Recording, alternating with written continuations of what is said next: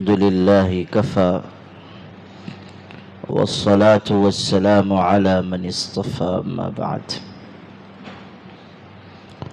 قال الله تعالى بعد أعوذ بالله من الشيطان الرجيم: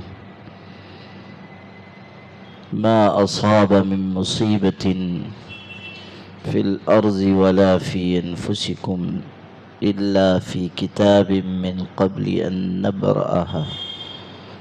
صدق اللہ العظیم.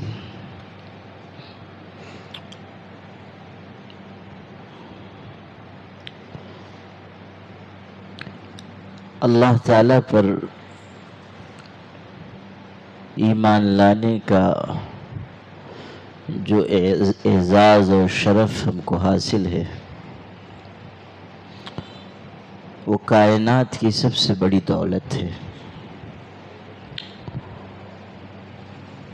اور ہمیں اس بات کا پابند کیا گیا ہے کہ ہم اللہ پر بھی ایمان لائیں، اس کے فرشتوں پر بھی، اس کی کتابوں پر بھی، اس کے رسولوں پر بھی، اور ہم ایمان لائیں اللہ تعالیٰ کی تقدیر پر بھی.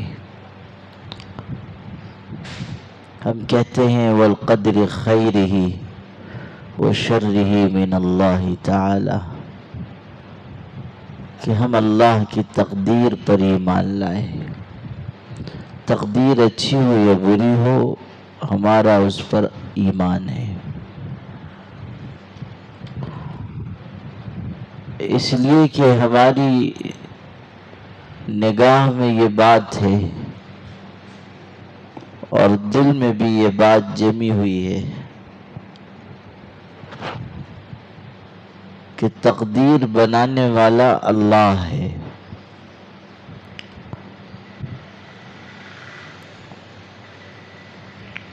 قرآن مجید کی آیت میں نے پڑھی، اللہ تعالیٰ ارشاد فرما رہا ہے کہ زمین میں جو کوئی مصیبت پہنچتی ہے یا تم پر جو مصیبت آتی ہے، اللہ کی طرف سے وہ پہلے سے لکھی ہوئی ہے، کتاب میں لکھی ہوئی ہے.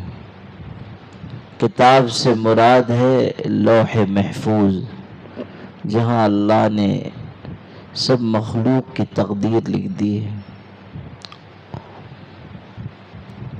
حدیث پاک میں یہ بات ہے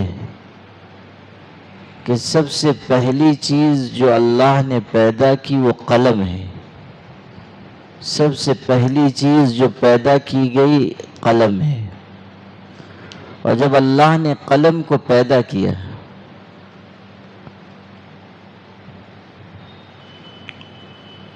تو اس کو حکم دیا کہ لکھو. قلم نے بارگاہ الہی میں عرض کیا کیا لکھوں؟ تو ارشاد ہوا کہ جو کچھ کائنات میں ہونا ہے سب کچھ لکھ دو.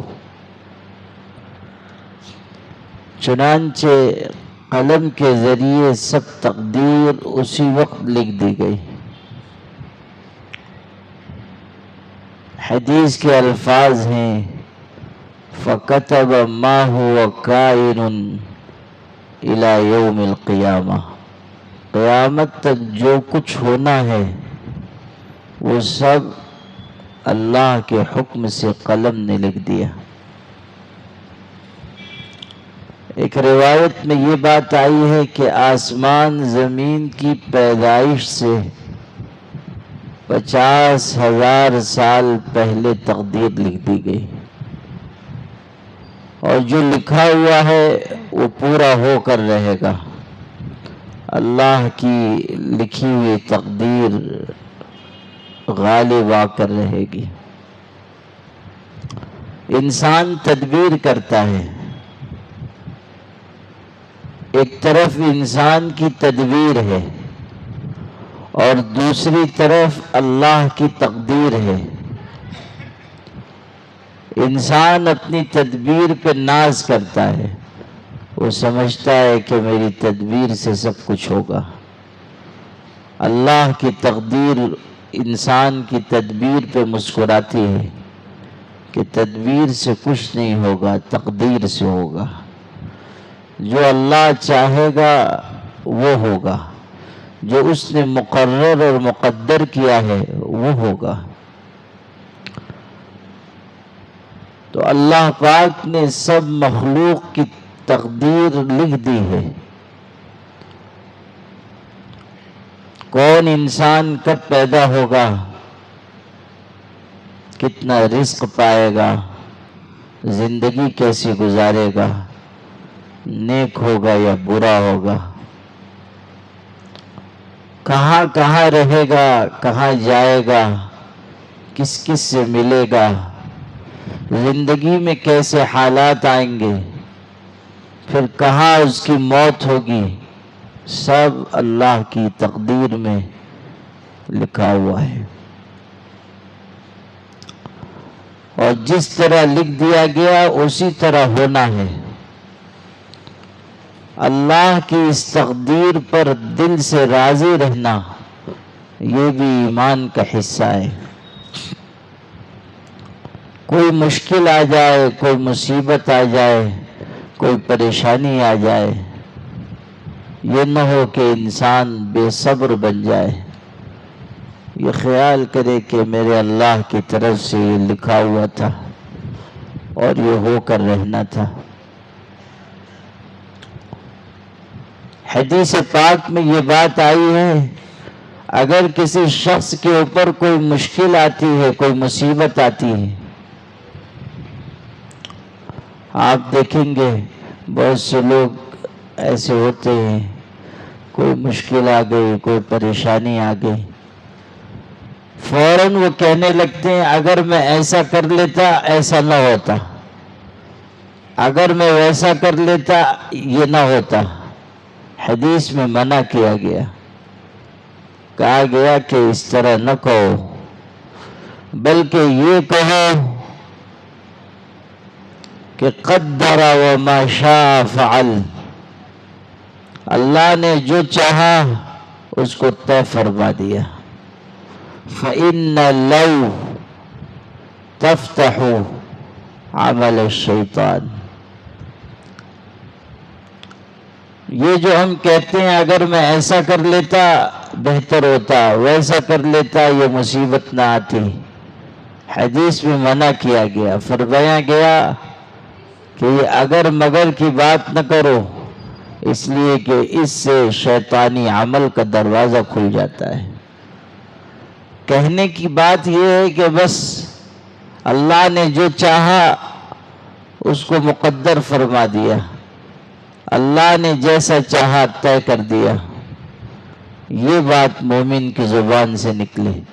یہ نہیں کہ اگر میں ایسا کر لیتا تو ایسا ہو جاتا، ویسا کر لیتا تو ویسا ہو جاتا، نہیں، اللہ کی تقدیر پر دل سے راضی رہے۔ حدیث پاک میں آیا ہے ذاق طعم الایمان من رضی باللہ ربا وبالاسلام دینا وبمحمد نبیا ورسولا صلی اللہ علیہ وسلم۔ ایمان کی حلاوت، ایمان کی لذت، ایمان کا ذائقہ اس انسان کو ملے گا جو راضی رہے اللہ تعالیٰ کے پروردگار ہونے پہ راضی، دین پر راضی، پیغمبر پر راضی، دل سے ہمارے کوئی شکوہ شکایت نہ ہو، بلکہ اللہ تعالیٰ کی مرضی پر راضی رہنا ہو۔ حضرت امام احمد ابن حنبل رحمۃ اللہ علیہ پر مشکل آئی، بہت بڑے امام تھے، ان کو قید کر دیا گیا، اور قید جو ہوئے وہ کسی غلطی کی وجہ سے نہیں، دین پر جم جانے کی وجہ سے۔ اس زمانے کے لوگ جو اقتدار میں تھے انہوں نے غلط نظریہ ایجاد کر لیا تھا. کہتے تھے قرآن اللہ کی مخلوق ہے، اللہ کا کلام نہیں. حضرت امام احمد ابن حنبل رحمۃ اللہ علیہ نے اس کے خلاف فتویٰ دیا، قرآن اللہ کا کلام ہے. ان کو بہت تکلیف دی گئی، بہت ستایا گیا، جیل میں ڈال دیا گیا. اور صرف جیل میں نہیں ڈالا گیا، روزانہ ان کو بلا کر برسر دربار کوڑے لگائے جاتے تھے، مارا جاتا تھا. مولانا ابوالکلام آزاد نے ان کے بارے میں لکھا ہے صدائے حق میں کہ جس جلاد نے حضرت امام احمد ابن حنبل کو کوڑے مارے، اس کا بیان ہے کہ جتنے کوڑے میں نے ان کو مارے، اگر کسی ہاتھی کو بھی مارتا تو وہ مر جاتا. اتنی تکلیف انہوں نے رائے حق میں جھیلی. امام احمد ابن حنبل رحمۃ اللہ علیہ اسی تکلیف سے گزر رہے تھے، آزمائش کے دور سے قید میں ہیں. اس زمانے میں ارشاد فرمایا کہ علماء، فقہاء، ائمہ اس بات پر اتفاق کرتے ہیں کہ حضرت نبی کریم صلی اللہ علیہ وسلم جو طریقہ کائنات میں چھوڑ کر گئے، اس کی بنیادی بات یہ ہے کہ انسان اللہ کی تقدیر پر دل سے راضی رہے. یہ ارشاد فرمایا. اور باتیں بھی ہیں کہ حضور صلی اللہ علیہ وسلم کا یہ بھی طریقہ، لیکن ان میں پہلی بات حضرت امام احمد ابن حنبل نے یہی بیان کی کہ علماء، ائمہ، فقہاء سب اس پر متفق ہیں. حضور صلی اللہ علیہ وسلم کا طریقہ تسلیم و رضا کا ہے، اللہ کی مرضی پہ راضی رہنا، اس کی تقدیر پہ راضی رہنا. جس طرح کے بھی حالات ہوں ان کو اللہ کے لیے جھیل جانا، جو مشکل آئے اللہ کی مرضی سمجھ کر قبول کر لینا. اور یہ بھی کہ انسان یہ خیال کرے کہ اگر مشکل ہے اس میں کوئی نہ کوئی پہلو خیر کا ہے، اگر کوئی پریشانی ہے اس میں کوئی نہ کوئی میرے لیے بہتری ہے. حضرت عمر ابن خطاب رضی اللہ تعالیٰ عنہ کے بارے میں ذکر کیا گیا کہ کبھی کوئی مشکل آ جاتی، کوئی پریشانی آتی، اللہ کا شکر ادا کرتے. غور کیجئے کیسی بات ارشاد فرمائی جا رہی ہے. کوئی مشکل آتی تھی، اللہ کا شکر ادا کرتے، اللہ تعالیٰ کی حمد بیان کرتے. لوگوں کو حیرت ہوتی کہ مشکل آ رہی ہے اور یہ شکر ادا کر رہے ہیں، لیکن خود وضاحت فرمائی کہ کوئی مشکل آتی ہے میں اللہ تعالیٰ کا شکر ادا کرتا ہوں اس وجہ سے کہ اللہ اگر چاہتا اس سے بڑی کوئی مصیبت ڈال دیتا. اللہ نے چھوٹی مصیبت ڈالی، اس پر اللہ کا شکر ادا کرتا ہوں. دوسری بات کہتے تھے کہ اللہ کا شکر ادا کرتا ہوں کہ اللہ تو نے مشکل ڈالی دنیا کے سلسلے میں، میرا دین محفوظ ہے، دین کے بارے میں کوئی فتنہ نہیں پیدا ہوا، کوئی مصیبت نہیں آئی. دنیا کی مشکل، دنیا کی پریشانی وہ آسان ہے، ہاں دین انسان کے ہاتھ سے چلا جائے اس سے بڑھ کر کوئی مصیبت نہیں ہے. تو کہتے تھے کہ اللہ نے دنیا کے بارے میں مشکل ڈالی، دین کے بارے میں نہیں، اللہ کا شکر ادا کرتا ہوں. اور تیسری وجہ بیان کی کہ اس وجہ سے اللہ تعالیٰ کا شکر ادا کرتا ہوں کہ تو نے مشکل ڈالی، میں اس پر صبر کر رہا ہوں، اور صبر پر بھی اجر ہے، جنت ہے. اللہ تیرا شکر کہ تو نے میرے لیے جنت کا راستہ ہموار کر دیا. تو اگر کوئی مشکل آ رہی ہے یہ نہ سمجھیں کہ یہ بس مصیبت ہی مصیبت ہے، یہ خیال کریں کہ اللہ تعالیٰ کی اس میں کوئی حکمت ہے، کوئی مصلحت ہے. کوئی ایسی چیز ہے جس کو میری نگاہ نہیں دیکھ پا رہی ہے۔ حدیث میں ہے کہ اگر مومن کے پیر کے تلوے میں کانٹا بھی چبھتا ہے اس پر بھی اس کا گناہ معاف ہوتا ہے، یہ درجہ بلند ہوتا ہے۔ کوئی مشکل آئے اللہ کی طرف سے اجر ملے گا، کوئی مصیبت آئے اللہ کی طرف سے انسان کو اجر سے نوازا جائے گا۔ معمولی سے معمولی تکلیف ہو اللہ کی طرف سے ثواب مقرر ہے۔ انسان اپنی جیب میں کوئی چیز رکھتا ہے، اس نے جیب میں ہاتھ ڈالا، وہ چیز نہیں ملی، پریشان ہوا، فوراً دوسری جیب میں ہاتھ ڈالا اور چند سیکنڈ میں وہ چیز مل گئی، لیکن یہ جو چند لمحے کی تکلیف ہوئی، ذہنی پریشانی ہوئی کہ پتہ نہیں میری چابی کہاں رہ گئی، میرا پیسہ کہاں گر گیا، میں نے جیب میں فلاں چیز رکھی تھی، کہیں مجھ سے کھو تو نہیں گئی، جیب میں ہاتھ ڈالا وہ چیز نہیں ملی، انسان پریشان ہوا، اس نے دوسری جیب میں ہاتھ ڈالا، مل گئی۔ یہ جو چند لمحے کی تکلیف ہوئی، روایت میں آتا ہے کہ اس پر بھی اللہ تعالیٰ اجر عطا کرتا ہے، مومن کو اس پر بھی ثواب ملتا ہے۔ آپ غور کیجئے مومن کے لیے اللہ تعالیٰ نے کیسے دروازے کھول رکھے۔ ارشاد ہے، نبی کریم صلی اللہ علیہ وسلم فرما رہے ہیں، عجبا لامر المومن، مومن کا سارا معاملہ عجیب ہے، مومن کا سب معاملہ عجیب ہے۔ فإن امرہ کلہ خیر، مومن کا سب معاملہ خیر ہی خیر ہے۔ اگر اس کو کوئی مصیبت پہنچتی ہے صبر کرتا ہے اور صبر پر بھی جنت ہے، اگر کوئی نعمت ملتی ہے شکر کرتا ہے، شکر پر بھی جنت ہے۔ یعنی اگر مصیبت میں ہے تب بھی اجر پا رہا ہے، اگر نعمت میں ہے تب بھی اجر پا رہا ہے۔ انسان کی زندگی دو حال سے خالی نہیں، یا تو غم ہوگا یا خوشی ہوگی، یا راحت ہوگی یا مصیبت ہوگی، یا مشکل ہوگی یا آسانی ہوگی، یا بیماری ہوگی یا صحت ہوگی۔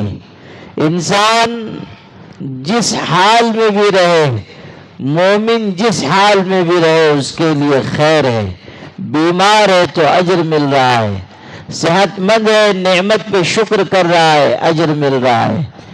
انسان آسانی میں ہے، اللہ تعالیٰ کا احسان مان رہا ہے، نوازا جائے گا۔ انسان سے نعمت واپس لی گئی، مشکل میں ہے، تنگی میں ہے، صبر کر رہا ہے، اس پر بھی اللہ کی طرف سے اس کا درجہ بلند ہوگا یا اس کے گناہ معاف ہوں گے۔ مومن کا سب معاملہ خیر ہی خیر ہے۔ میرے بھائیو، اللہ کی تقدیر پہ دل سے راضی رہنا چاہیے۔ اللہ جس حال میں رکھے اس حال کو ہم اپنے لیے بہتر سمجھیں، اور کوئی مشکل آ رہی ہے خیال کریں کہ اللہ کی اس میں کوئی حکمت ہے، کوئی مصلحت ہے۔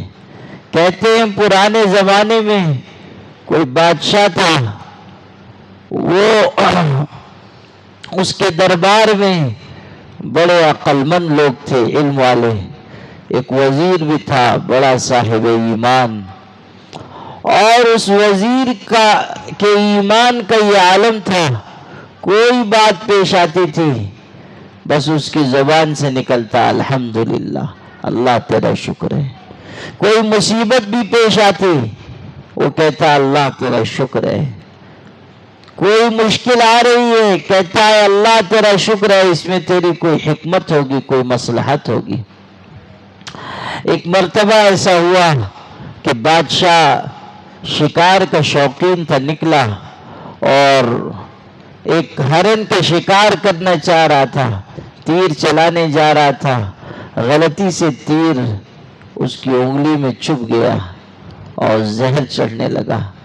طبیبوں حکیموں نے کہا کہ یہ زہر اگر ہاتھ میں چڑھ گیا پورا ہاتھ کاٹنا پڑے گا، بہتر یہ ہے کہ صرف انگلی کاٹ دی جائے۔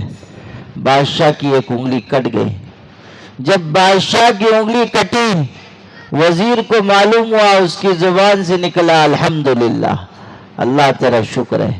بادشاہ نے سن لیا، اس نے خیال کیا یہ تو میرا مذاق اڑا رہا ہے، غصہ ہو گیا، وزیر کے بارے میں حکم دیا اس کو قید کرو، یہ بہت گستاخ اور بے ادب ہے، اس کو قید کر دو۔ حالانکہ یہ وزیر کی عادت تھی کہ وہ کہتا تھا اللہ تیرا شکر، کوئی مشکل آئی ہے اس میں تیری کوئی حکمت ہوگی، کوئی مصلحت ہوگی۔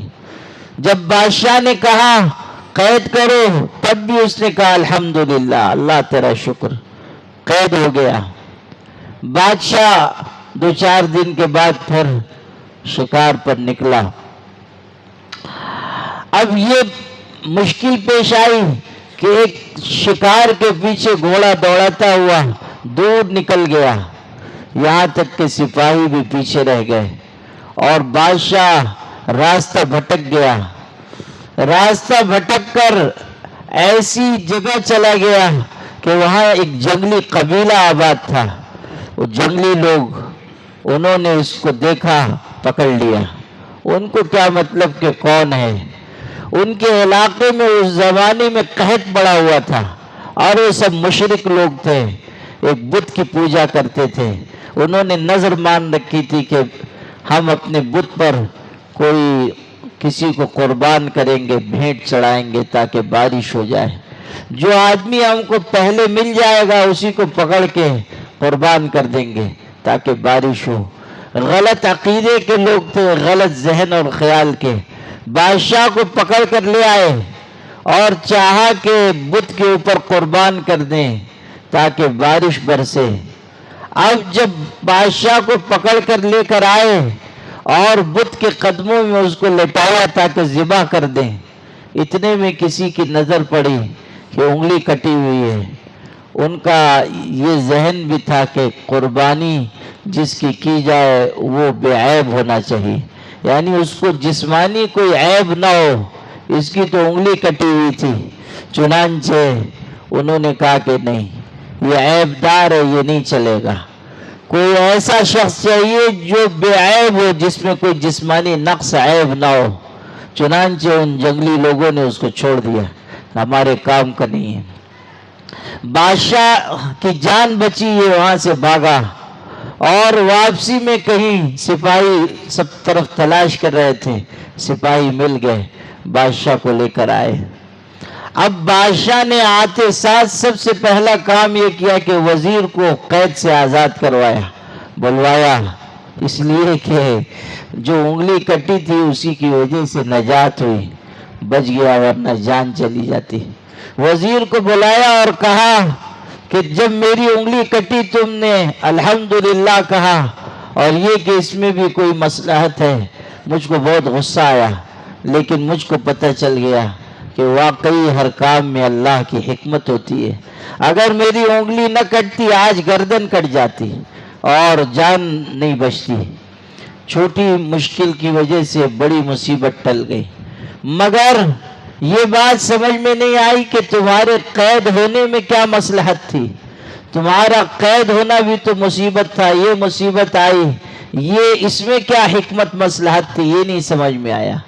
وزیر نے کہا کہ بادشاہ سلامت، آپ کی انگلی کٹی تھی، آپ عیبدار ہو گئے تھے، لیکن اگر میں قید میں نہ ہوتا یقیناً آپ کے ساتھ ساتھ ہوتا، اور اگر آپ کے ساتھ ہوتا اور میں بھی پکڑا جاتا، آپ کی انگلی کٹی تھی، آپ بچ جاتے، مگر میں تو قربان ہو جاتا۔ مجھ کو وہ لوگ اپنے بت کے اوپر چڑھاوا چڑھا دیتے اور مجھ کو قربان کر دیتے۔ میرے قید ہونے میں یہ مصلحت تھی کہ پیچھے رہ جاؤں تاکہ میں بھی اس مصیبت سے بچ جاؤں۔ آپ غور کیجئے کہ ایک صاحب ایمان اس طرح سوچتا ہے کہ کوئی مصیبت آ رہی ہے، کوئی نہ کوئی اللہ کی حکمت ہوگی، کوئی مصلحت ہوگی۔ تو میرے بھائی، اللہ کی تقدیر پہ دل سے راضی رہنا یہ بھی ایمان ہے، اور مومن کی زندگی ایسی ہو کہ کچھ بھی حالات آئیں وہ راضی رہے کہ میرے اللہ کی طرف سے ہے۔ اللہ تعالی ہم سب کو ایمان کامل عطا فرمائے۔ وآخر دعوانا الحمدللہ رب العالمین۔